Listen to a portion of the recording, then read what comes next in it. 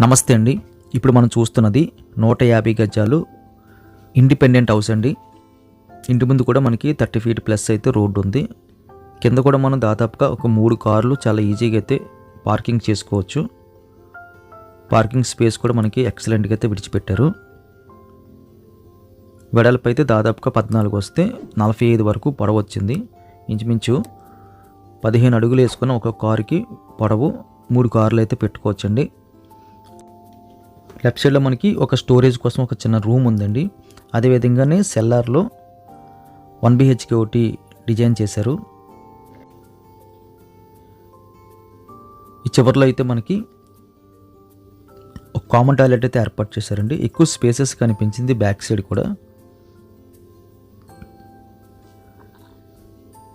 కింద ఉన్న 1 BHK ఎలాగుందో చూద్దాం. ఇదంతా హాల్ వస్తుందండి కింద పోర్షన్లో సెల్లార్లోది.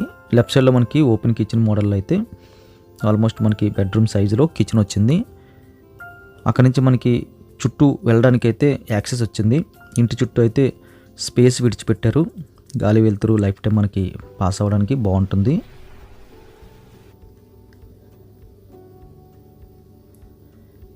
ఈ దాటి కాస్త ముందుకెళ్ళిన తర్వాత ఒక బెడ్రూమ్ వస్తుందండి. బెడ్రూమ్ సైజు కూడా బాగుంది. అక్కడి నుంచి కూడా బయటికి వెళ్ళడానికి యాక్సెస్ వచ్చింది. కంప్లీట్గా అయితే బాగుంది. హౌస్ విజిటింగ్కి వచ్చినప్పుడు కంప్లీట్గా అయితే అన్ని ఫ్లోర్లు విజిట్ చేయడానికి అయితే పాసిబిలిటీ ఉందండి. ప్రజెంట్ వీడియో తీస్తున్నప్పుడు రెంట్కున్నవారు బయటికి వెళ్ళిన కారణంగా ఒక ఫ్లోర్లో వీడియో తీయడం అవ్వలేదు. అదేవిధంగా దానిపైన ఉన్న ఫ్లోర్లో కూడా మనకి కొన్ని రూమ్స్ అయితే తీయడానికి అవ్వలేదు. ఇదంతా మనకి ఒక ఫ్లోర్ వస్తుంది. దీని పై ఫ్లోర్కి వెళ్దామండి. పై ఫ్లోర్లో కూడా సేమ్ డిజైను ఇంచుమించు ఒకలాగా ఉంటుంది.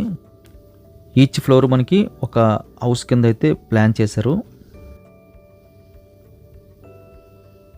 ఇంటి ముందు కూడా ఎక్కువ కారిడార్ స్పేస్ లాగా అయితే వచ్చింది బాల్కనీ మోడలు. ఈ చివరిలో కూడా మనకి సందులాగా అయితే విడిచిపెట్టారండి. ఒక 2-2.5 అడుగులు చుట్టూ తిరిగి రావడానికి అవుతుంది.